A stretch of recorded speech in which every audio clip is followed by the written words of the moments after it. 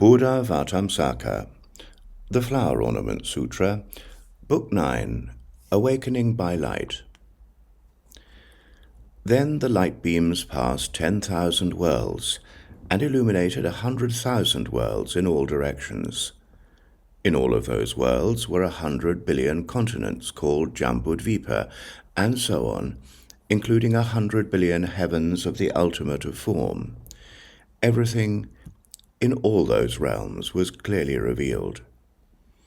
In each of the Jambudvipa continents, the Buddha was seen sitting on a lotus-banked lion throne, surrounded by as many enlightening beings as atoms in 10 Buddha lands, and in each one, due to the spiritual force of the Buddha, a great enlightening being from each of the 10 directions, each accompanied by as many enlightening beings as atoms in 10 Buddha lands, came to the Buddha.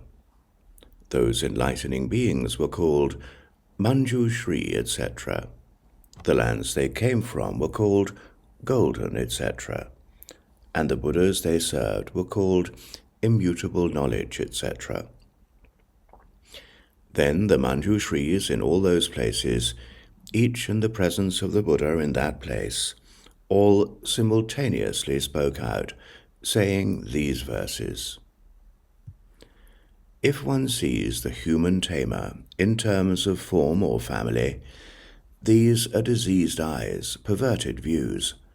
They can't know the supreme truth. The various formal characteristics of the Buddha cannot be assessed by any being. Though billions and trillions together calculate, those features and virtues are yet more boundless.